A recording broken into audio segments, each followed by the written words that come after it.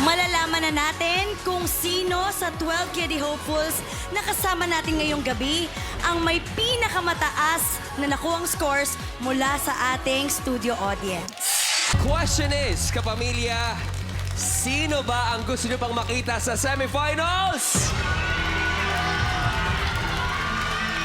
Iba't ibang mga pangalan ang naririnig natin. Oo nga.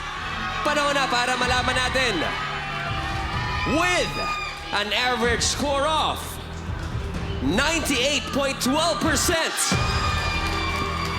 Pasok ka na sa live semifinals.